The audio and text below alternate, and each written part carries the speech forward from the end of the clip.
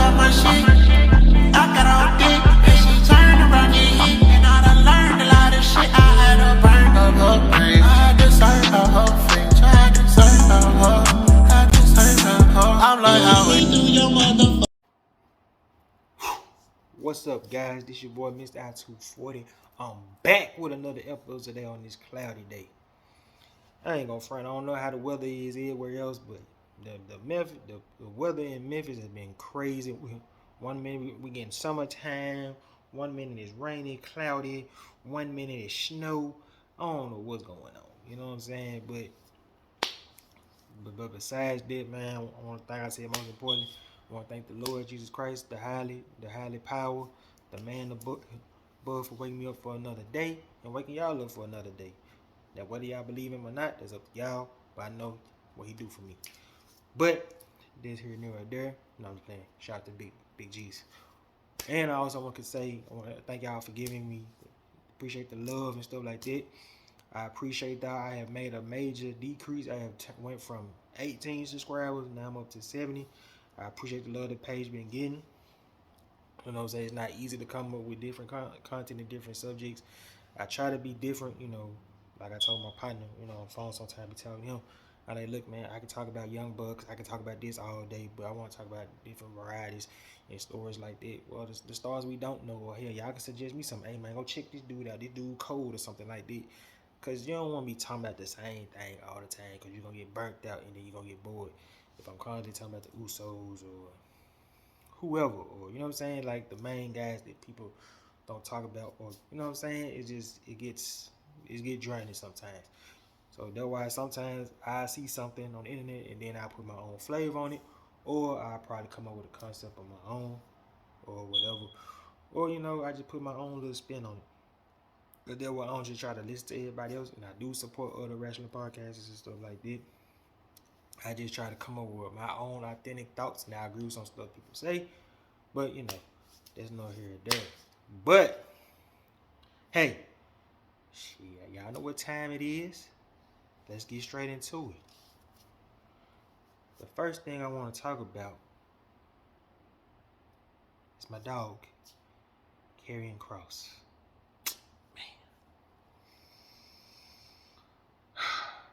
I feel like my boy is lost in the shuffle, you know, and he feel like he lost in the shuffle because he expressed his frustration in his position in the company.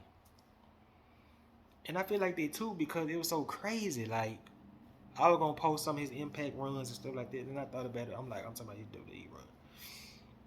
So y'all don't know, Karrion Kross has signed a lucrative deal in WWE in 2020. Went to the Performance Center and stuff like that.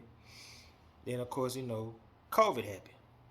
He debuted in the COVID era against Tommaso Ciampa. Now, that was a dream match bound to happen, but it was something new for the company to try to build stories and stuff without no crowd. So the rivalry itself, to me, was still decent. The match itself was still hardcore action, but I just think it didn't go as planned as the guys wanted it to go, because they didn't have the crowd and stuff like that, and folks was getting used to that. So okay, one, knock that out. Then he went on just a dominant run, beating guys and stuff like that, right? Then I think his second encounter was Keith Lee. Now Keith Lee has just became NXT champion after beating the long-rated champion Adam Cole at the Great American Bash, NXT Great American Bash. He had just won the championship from him. Okay, he won the championship from him. Keith Lee's on the run, and I think one of their first encounters was when I think Keith Lee was in the ring after Karrion Kross had defeated his partner / rival Daji Kofi. So they was in the ring, and then, you know what I'm saying, the smoke in the face. So they going back and forth. Karrion Kross getting the best of them. They had a good big man, average man, big man match where Karrion Kross hit the side. I don't know the name of the move. He decided move, great win, but the problem was Karrion Kross broke his shoulder. So that derailed plans for him, so he was injured for a while. While in the meanwhile, Finn Balor came back. Well, he was already back, of course. So came back, and then Finn Balor won the championship. He went on to various defeats of beating Kyle O'Reilly in 2 classic matches, especially in the first one when Kyle O'Reilly broke his jaw. He beat Pete Dunne and stuff like that. And then Karrion Kross returned, and he won his baby back that he never lost. So it was a tease since then, and then the gentlemen finally encountered after Finn Balor championship win against, like I said just a minute ago, Kyle O'Reilly. While he was sitting there holding the championship, he felt Karrion Kross' presence, and he was saying, "I've been waiting on you." Then the match is set. Karrion Kross versus Finn Balor. Karrion Kross regained his baby back, and then he just went on a luxurious run. So the opponents he beat, if I'm not mistaken, no, but I know before he got to that, but I know Escobar, he destroyed him before he got the belt back, where I think Escobar was talking trash about him. And then, you had Karrion Kross coming to him like, "Hey, I think we have a problem," and stuff like that. So they had a great street fight and stuff like that. Went back and forth. Sorry for the camera, y'all, just clouded in Memphis. Usually I have my window blinds up and stuff like that, but hey, whatever. But we'll get this straight. I'm not that Chaco. But so, like I said, him and Escobar went back and forth. And Escobar was trying to get his boys and the crew to gang up on him, beat him up, but just Karrion Kross was too much. Then forward back to the title match. He beat Finn Balor, got it back. Then he was looking for. Then I think before he got the championship back, I forgot he had a great short feud with Damian Priest, where Damian Priest was talking that junk like, "Hey, you need your woman to fight your battles," and Karrion Kross got the heat of it, and then they got it on. So it's just like, and then he went on his second run was dominant, except one problem. In the meanwhile, before that, Adam Cole has just split it up from his group, the Undisputed Era. It was just really time to move on for real. So he betrayed Kyle O'Reilly and Roderick Strong. And him and Kyle O'Reilly had various classic matches. I think he won one, and then they had the final battle where Kyle O'Reilly finally won the battle. But that was after Kross. So Adam Cole went back on the solo run, and I think they had the infamous promo that was kind of the downfall of Karrion Kross' career, when Adam Cole said, "You overhyped, and all they got to do is ring the bell."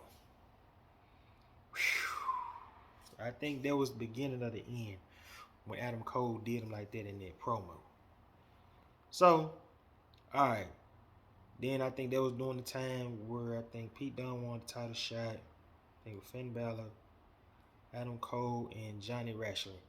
And I think did they have a 5-man army? They didn't want that one. They had a 5-man fatal 4-way. They all tried to gang on Kross, beat him up, dominate him. Kross was just too good. Okay, Kross wins. Then, he started being a bully to William Regal, of course. And then Joe came. And that was a good rivalry. Now, we all know that him and Joe had a good match. Joe beat him, right? And then he went to the main roster. He facing Jeff Hardy. Man, we think, yay, good match. It's going to be a good match. Jeff Hardy got his own theme. Karrion Kross got his theme. So what? Except, I'm going to get to the point. Except one problem. That match was 2 minutes and 40 seconds. And Vince just buried the hell out of Killer Kross. So you mean to tell me Triple H, all them guys put all that hard work in him, and you buried him in 2 minutes and 40 seconds? I ain't saying just, think about that. Now, if it was like Goldberg, I'd be like, all right, look, bro. If it was Brock Lesnar, all right. But you buried him with a half injured, half Jeff Hardy, who can barely walk to the ring. You buried Killer Kross like that, bitch. Come on, man. Come on, man. Like, come on, Vince. You gotta do better than that, my dog. Like, you buried Killer Kross. Then after a while, you had this man just like Gladiator, you know, Russell Crowe and shit. Come on, Vince. Come on, man. Like, I feel like, to be honest with you, anytime Triple H push somebody and make them look good, Vince gonna try to find a way to bury them. Especially with somebody with a brain. And I won't be surprised if Karrion Kross and Vince had their differences like that. Because he loved Triple H. He loved Hunter. And then he had no real storylines, no real feuds, no nothing, no direction. And then peace out. We gotta let you go. Okay, he went back on the independent scene, did his thing. Then, you know, the scandal happened with Vince. Then Triple H signed him back. He made a great impact. Man, he made a comeback. I'm like, oh, snap. He in the title picture, man. Took out Drew McIntyre, looking at Roman Reigns, time up. I'm thinking like, oh, snap, my boy for being in the title picture. Okay, cool. We know he ain't gonna get the better with him. Then him and Drew still had a problem. And then you look up, him and Drew had the match elimination Extreme Rules. Good strap match, okay. They had a great cage match, and then no results. It was just tied 1-1. All right, you move on, you move on. What they do that? And then he went from Drew to Madcap. What? Did you listen to what I said? Let's say that. Let's rewind that. He went from Drew to creative player Madcap. How you go from a high top feud, being in the title picture, back to the bottom, like you on WCW Thunder or something, or Sunday Night Heat? And I can see why we frustrated, but what I need for him to do, if he want to get that push, I need him to be this guy again, like he was in Impact, taking out the Cameron Grimes, breaking the Eddie Edwards kendo sticks. Because there is no way that this guy with such a great mind and creative. And think about this too. Now, if y'all know, if y'all big Killer Kross fans, y'all know the type of promos that he did on the independent scene or an Impact. He adjusted to their style and still shine. He adjusted to their style and still shine. Think about this. So I just need him to just, man, go back in that bag. I ain't saying you gotta do all that, you know, with the face paint and all that, but I need you to be that guy with the glasses again and show them what time it is. Maybe it's the haircut, man. I don't know, man. I don't know if you want to be Fabio. I don't know what's going on. But something ain't right with you, man. And I don't believe it's your fault. And then the feud I thought was gonna be good was you and Ray. It's like the feud good, but just like the matches is mediocre. It's like, I don't know if it's creative. I don't know what's going on. But I know you better than this. And this is a fan, bro. It's time for you to shine and just grab it by the throat. Do it your way. You might gotta go CM Punk mode. I don't know. But it's just time for you to show these for what time it is. Alright. Next subject. I think it's time for these two brothers to fight. You'll wonder why I say that. I mean, they done everything together. They won tag team championships together. They done championships together. I just think it's time to happen, especially with Jay, who's the most improved wrestler in 2020 in a short period of time. Because before the pandemic, when nobody studying Jay, did nobody see Jay Uso going solo? Well, of course, Jimmy got hurt. Did nobody see that Jay Uso coming? Jay Uso rise to the top, especially with Big Cuz Roman Reigns coming back with the tribal chief mode, raising him to another level.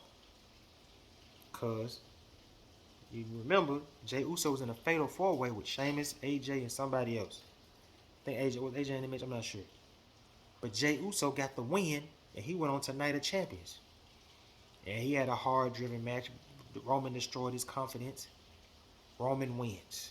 Then he wanted some more. But the Tribal Chief said, now if I beat you, you get this rematch as consequences.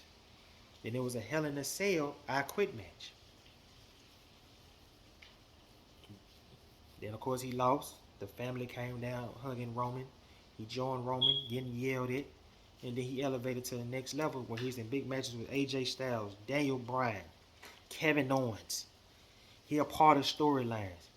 He seeing the vision. Hell, he getting in shape, toned up. I don't even think he was getting DUIs at the time. Putting down the alcohol, focus, driven, focus on his craft, while his brother sitting on the sideline. Then his brother come back, of course. He talking about ain't gonna be nobody, because he wasn't gonna follow Roman at first, until Roman manipulated, just like he manipulated Jey, until joining the team. Then they back together, winning championships. But with recent confrontations from the Sami Zayn storyline, and then doubting his brother, is you with the bloodline or not, it's time for them to pull the trigger. I think Jimmy and Jey will be a better match than Undertaker versus Kane. That's for sure. And I love taking Kane, but let's keep it real. I mean, Undertaker Kane WrestleMania 1 was cool. Don't get me wrong. That was dope. The Inferno match was alright. The SummerSlam match was no DQ. It was a DQ. The match in 04, that was good. But them matches in 2010, one end. Okay. Now, would I say outshine Bret and Owen? No, sir. I can't say that. I can't say outshine Bret and Owen. That cage match, and especially that WrestleMania match, that's a lot to live up to. All right. Do I think it outshine Jeff and Matt? Yes. And that ain't even got nothing to do with them. I just think both guys entertaining. And I think them guys can go personal in them promos. So I feel like that'll be a dope match to see. Like, most definitely, it's time for them to pull the trigger. And I want to see Jey Uso win a solo title. You know, I ain't saying the WWE title, but something, you know. There's only so much you can do with your brother, you know what I mean? So, we'll see where we go from there. Then, another thing I want to talk. Speaking of solo, I think Montez Ford is ready, man. I think Montez Ford is ready. Ready. I think he's ready. From what I heard and seen the clips of Elimination Chamber, my boy showed out doing his thing, but we're not surprised that he showed out. It just he took his opportunity and grabbed it by the neck. Now, if the old man in creative, then hell, we know he gonna be in some trash feuds. The old man coming back, Lucifer. And this man won't go away. Just like the devil won't go away. He won't go away. He won't go away. Ugh. Just go home. I know. We know what he already home. But go home. Focus on your grandbabies. Something. Man, I'm tired of you. Go home, Vince. Whew. But no.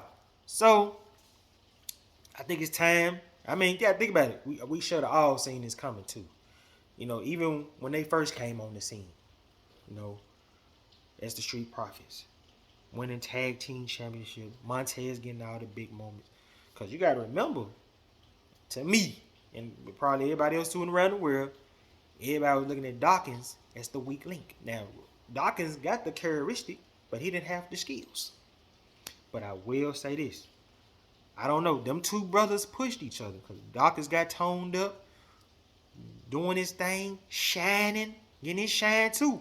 See, everybody, and I hope Montez push go well. But I won't be surprised if Dawkins goes solo and his push be better than Montez Ford. I won't be surprised. I will not be surprised. Because you got to think about it, man. Montez Ford began high praise all here in the Army. Best shape. He got charisma, which he do. He has a lot of charisma. And his passion in his promos is very underrated. Now I know he be commenting, laughing, ha ha, woohoo, yeah. But when he's serious and got that passion, he do his thing, man. He do his thing. You know what I'm saying? So you look at it, them two brothers accomplished a lot together. They beat Undisputed Era in the ladder match. I forget what two other teams in there. In a ladder match for the NXT Tag Team Champions. Then, on top of that, you know, they won variety tag team championships. Then they came on the main roster, winning tag team championship. They was in a good. It should have been a good feud between the Viking Raiders and Street Profits. The matches was good, but them playing basketball and want to go Viking like they playing with Randy Moss and stuff, that wasn't it. Then they had a decent feud with Gaza and Andrade, involving his wife and Selena Vega. You know what I'm saying? And you can tell, you know, we thought, I ain't gonna front though, last year in SummerSlam when me and my partner went, I thought he was gonna turn on my boy, man. And we were like, bro, he might have to turn on Dawkins, man. Dawkins looking like the dead weight, losing, but they still stuck together. And it's just like the last few matches, man, over the past year, man, Montez just been shining. We just waiting to see what he gonna do. But my thing is, I just don't want to be one of them situations where he goes solo, then what, and then they ain't got no creative for him. Then he just solo for no reason. Because I can see Montez Ford being a world champion. I mean, you don't get high praise from The Rock for nothing. And it's coming from The Rock, who has charisma. Good wrestler. He pretty good, you know. He ain't no Bret Hart, you know, but he pretty good as a wrestler. That's my boy. But I'm being real. You look at Bret match, Rock match. Just saying. Skills-wise. And don't get me started on Daniel Bryan, because Daniel Bryan will wrestle circle around The Rock. Hell, as much as I hate to say it, I feel like Chris Benoit wrestled circle around The Rock.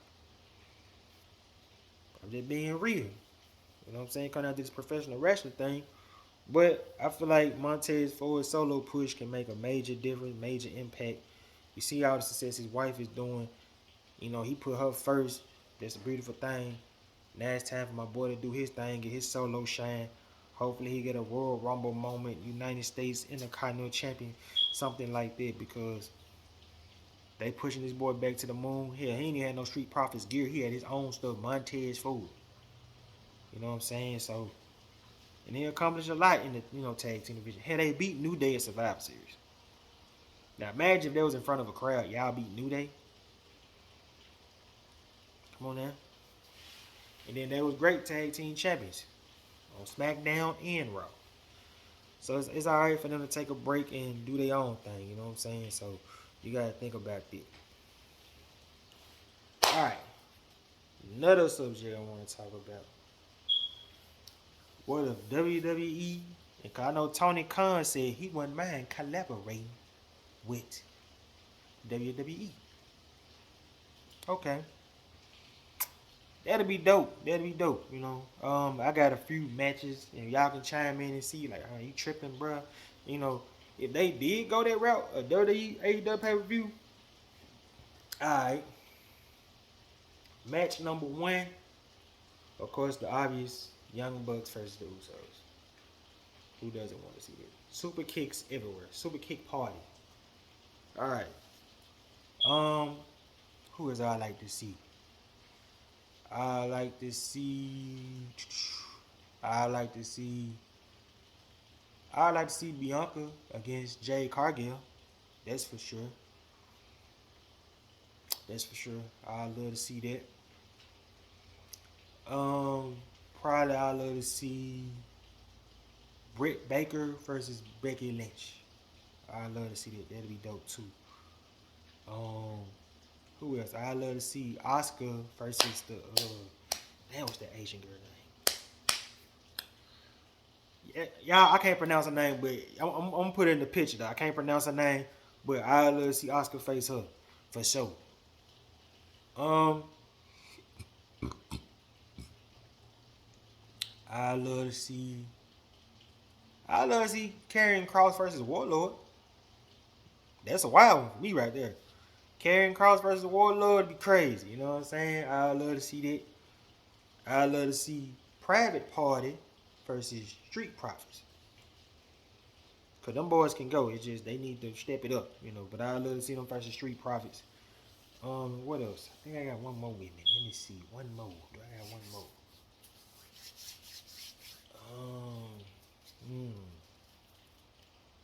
Oh, believe it or not, I love to see Jamie Hayter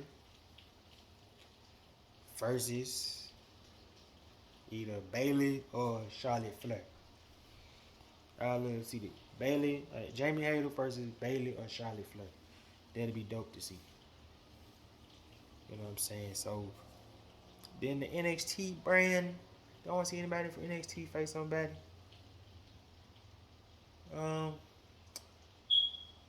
I like to see the Acclaim versus New Day.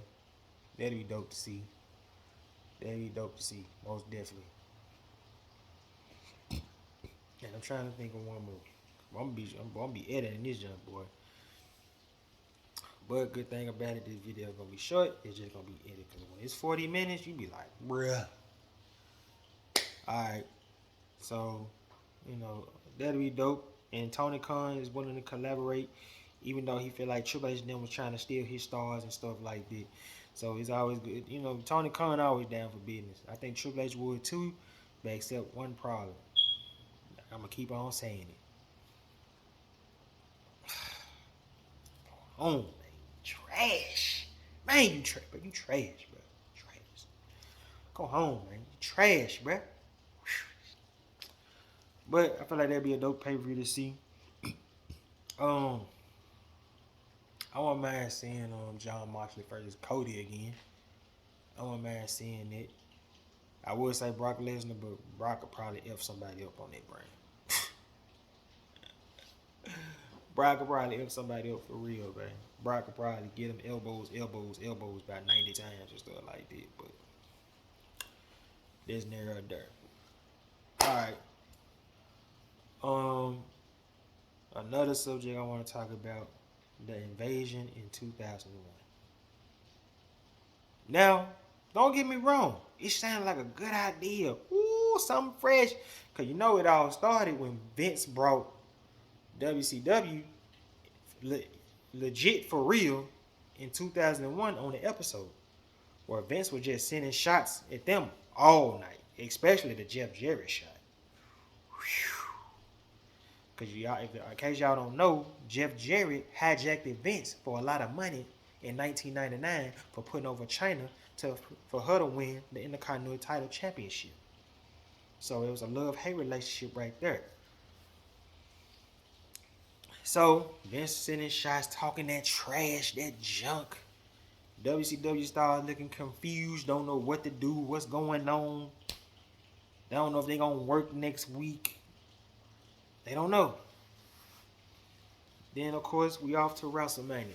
You see WCW stars. Keyword now, not superstars, stars. Then, of course, after Shane beat Vince at WrestleMania, his mama coming out that whack fake coma, then Booker T started attacking Vince. Oh, it's starting out fresh, something new. Oh, we got Booker T. Ooh, yeah, Booker, man, getting his shine in. Attacking Vince. Attacking Stone Cold. Even attacked Stone Cold at King of the Ring, almost breaking Stone Cold back for real. If you watch the interview on Booker T's show, on this podcast, they talked about it. Then it's like ECW coming to fold. It started off good, except one problem. And it's the elephant in the room. WCW didn't have their stars. Only star they had was DDP, who was kind of washed up with the haircut.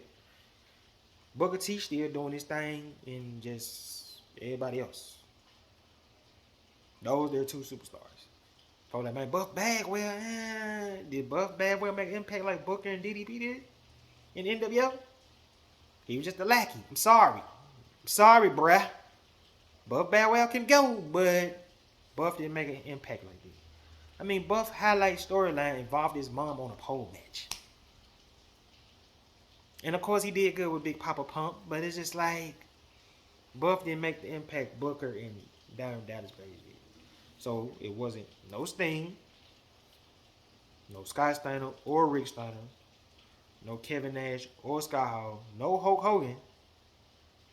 It wasn't none of the big players that involved into the invasion. Now I feel like, and what's for the messed up? What's for the mess me up? What's for the mess y'all up? Gonna piss y'all off. I feel like the invasion should have been between ECW and WWE. Now you'll be like, man, but they didn't have Sabu, but they had their key players. ECW, do I gotta go down the list? Okay, let's get it. RVD, Tommy Dreamer, Lance Storm, Just the Incredible. Who else on this? Not named 4, or they big stars. Versus WCW2. I mean, Mike Awesome, but he was kind of a WCW, ECW guy. So there's kind of a tie right there. But what I'm saying is, ECW kind of already, they had Raven, who was a WCW, ECW. So they kind of already had all their key players. And that's 5. 5 ECW key players. And then if Benoit didn't get hurt that year, he would have been involved in it. And WWE had all their key players, Angles, Jericho. You know, so it's just like, I feel like it'd been better off with ECW versus. Now, of course, ECW, Dudley Boys, you see what I'm saying? They had all their main players. And WCW main players was DDP and Booker T. But it was really just Booker T. Like, okay, but Kane was doing his thing. Don't get me wrong. He was getting his shine. Kane had always been good. But what I'm saying is, it took Kane to go to the WWE to really see his greatness, his shine. Because WCW didn't see that. Nigga, boy, they didn't see that. Let's keep it real now. They didn't see that. So, it's just like, it'd been better off with ECW. As far as me concerned. Because you got to think about it, on the WCW side, who's getting all the mic time? Booker T. Raven was getting treated like trash. Getting yelled at Stone Cold. Come on, man. Hugh Morris didn't barely even wrestle. We barely seen Chavo on TV. Chuck Palumbo and O'Hare, they was on TV beginning. But after they lost the tag team championships, nobody cared. ECW said pretty much almost everybody was on TV. Got some TV time. Wrestle The Rock. Everybody except Little Guido and all of them. You know what I'm saying? All thing they was missing was Sabu and Sandman and Shane Douglas. They've been on and popping. I just feel like it had no credibility. ECW had more credibility because their stars was there. And plus, somebody was already in WWE, but their stars was there. Hell, even Taz probably could have went before he got hurt. Boy, come on now. But WCW didn't have no star power. Everybody was gone or just like, I don't want to get buried by Vince. So the invasion was really a flop. Now the pay-per-view itself, it was cool. Fantasy match, Jeff Hardy, RVD. Yeah, okay, they getting it in, getting that shine. Wham, okay. But then you put Lita and Trish versus Tori Wilson and Stacy Keibler. Come on, bro. Come on, man. Come on now. Come on now. Come on, man. For real now. Come on. Like, Nick. So, and then the WCW, ECW feud was so bad, the Dudley Boys had to take both the titles. Jeff Hardy had the WWE title. Dudley Boys had the ECW title. That's tough. Look how trash that is. Dudley Boys was the WCW Tag Team Champions. Going into Survivor Series in that cage match. Look how bad that is, bro. And that was a good cage match until Jeff did that dumb little stunt. I don't know what Jeff was on, but that boy was tripping. Then they had the Survivor Series match. That was the only probably good thing about the Survivor Series matchup. Because at one point I was getting tired of it. Like, all right, bro, it's time to end this, bro. Yeah, we all know y'all gonna be on the run roof. It was a lot of folks unutilized. Man, Raven was barely not utilized. Why Raven won in that match? Raven could still go. And Raven wasn't used at all. But getting yelled at by Stone Cold. Come on, man. Come on, Doc. Like, that invasion was invasion trash. Whew. Like, come on, man. Especially, man, Raven was not getting booked at all, bro. Look it up. So, epic trash. Then, my last subject I want to talk about, I think it's time for Chad Gable to go solo. I think it's time for him a real push. Not that Shorty G trash. That wasn't it. That was just doo-doo. That was trash. Come on, man. Trying to dance. No, man. He ain't Justin Timberlake. Come on, man. My boy come here to wrestle. He's supposed to be Kurt Angle 2.0. Except he ain't entertaining this Kurt. He got a little entertainment, you know. He got better with the swoosh. All that's hard, bruh. He can do that solo. Or make Alpha Academy. Make Alpha Academy get a face turn. But it's time for Chad Gable to get solo. I mean, he done everything for NXT. He went from Jason George partner with the long hair, doing his thing. Then he came on the main roster, came Shorty G, having great matches with Baron Corbin. I would say this about Chad Gable though. He never had a bad match. That's one thing I can say. For the matches I seen in Chad Gable never had a bad match. I ain't saying Chad Gable need to be world champion. I just think he deserves a decent solo run. I think he needs that Kurt Angle run. I feel like if he get that Kurt Angle run, he'll be a world champion. I can see Chad Gable making that type of impact. Real talk, like, cause he showed y'all what he can do. And then think about this: him and Jason Jordan ain't that good on the mic, but you clearly see who's the star of that team. It was him. Fans like the little Shorty G and all that, and plus, sheesh, they love it. Jason George, every time he got the mic, boo. Get off the mic, dog. You're trash. This ain't it. You do. So WWE, man, let my boy come solo. Let him get an Intercontinental title pitch. I bet Gunther gonna make himself like $1 million, but I bet he'll make Gunther even look more better. Okay, any match they put Chad Gable in, everybody look like $1 million. Chad should go out there and do his job because he love to wrestle. And I need Chad to do the same thing I told Karrion Kross. You need to grab that jump by the grapefruits or whatever Vince McMahon said, and go get your shine, man, because you deserve it, man. You're putting in work. You know what I'm saying? You've been entertaining from the Randy Arcade Bro quiz. You know, the entertaining stuff you had with Kurt. So, you're doing your thing, man. But, hey, that's it for this episode. Y'all know what time it is. I'm going to let this bad boy show. Now, I will get some light the last 20 minutes. But, hey, I love y'all. I appreciate y'all, man. I'm out this piece. Peace. Just let me talk my shit.